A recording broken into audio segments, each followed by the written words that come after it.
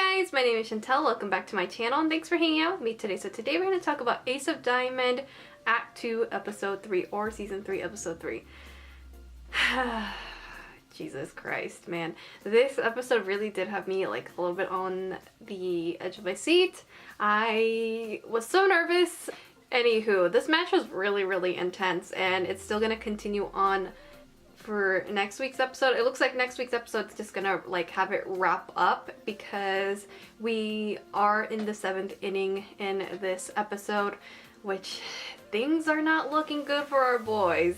It's a little tough. So with this match, as I said earlier, it just isn't looking too good for Seido. They haven't been able to get a hit at all, and Masamune is just at the top of his game. He's not letting them like get any runs in. Miyuki got in a run, but it didn't go what I guess what they planned is like the best way that I can describe that. He was able to make it on one of the bases, but like nobody else was able to go ahead and run. Furia did somewhat make it to help Miyuki advance, but that even then that wasn't enough because Masamune is just that good. And honestly, it's a little scary of just how good Masamune is. And geez, man. So speaking of Masamune, he does know about Furia ever since he started middle school. It seems back in Hokkaido that we're talking a lot about Furia and how he was this like really great player, and Masamune and his friend, which I do not remember his name, I just know that he's voiced by Junichi Suave. They know about Furia, but they don't know like what he looks like. They just heard about like this crazy great player, and all they know is that for some reason he just kind of stopped playing. They haven't heard about him since then, because one of the people they heard talking about Furia, they were like, well, we don't know where he's at, like is he still even playing baseball? So that kind of, I'm like, huh, that's kind of interesting, like what they were saying. I was like, oh, like did he stop playing baseball, or did he just move? But yeah, I just thought that was really interesting what they said, especially just hearing them, you know, they don't know whether or not Furia was still playing. So I was like, huh, interesting. And it looks like Masamune and his friend were really eager to see like who this player was and just to be able to play against him. And we see like a flashback, like yes, they finally found the Furia that everyone was talking about back at home. So they finally meet, they finally got to play against each other. This is like one of the things that I guess you could say, you know, Masamune was looking forward to.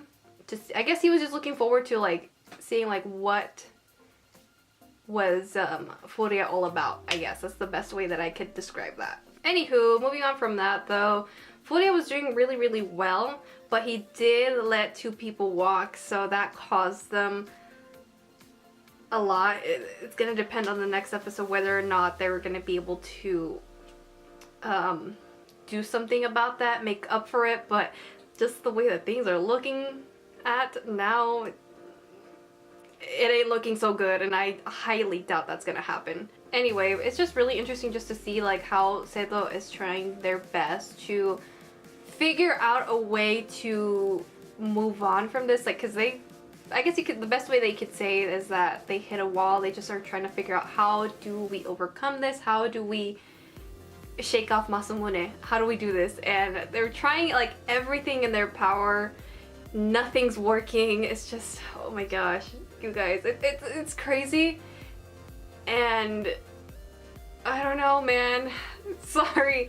It's just this whole episode really just had me screaming and shouting and just rooting for my boys. But also I was really impressed just seeing how good Masamune is. Like he's a really interesting character and I'm really interested in learning more about him too. So I'm really excited about this character. And yeah, anyways, I think that's pretty much all I really have to say. There really wasn't too much for me to talk about with this episode other than things are not looking good for Seido and things are just, man oh man. But Furia, as I said, he's doing his best, he's doing a good job, and oh, Samura, I really love it that even though like things are not looking so good, he's still like having a positive outlook. Like, Sweet boy. Anywho, I'm sorry you guys, I don't have too much to talk about this week's episode. There was just so much action going on, which I really liked seeing how Masamune's pitches looked animated. They look really cool, and just the way, like, it just, like, the whole, I don't know how to explain it, it looks really good. It's just that reading this in the manga, you can't really get, like, the full picture. I don't know if I'm making any sense, but just seeing this animated, it shows you, like, you can actually see, like, how the ball moves and everything, and it just makes everything better. It's just like, oh, like, this is kind of a little bit crazy here, like, you get what I'm saying? So it's just really nice to see, like, this animated finally and see, like, the whole picture, I guess is the best way I can describe that. Anywho, I think I'm done rambling on about this week's episode. Like I said, I'm really sorry I don't have too much to say. It's just, as I said earlier before, there's just so much going on, like, action-wise, so I can't say too much about that other than, you know, Masamune's pitches were freaking insane. Like, oh my gosh, it's just goddamn. And we'll see what's gonna happen next week's episode. I can't believe, like, I already want this next episode already. Like, I just want to, like, see everything unfold.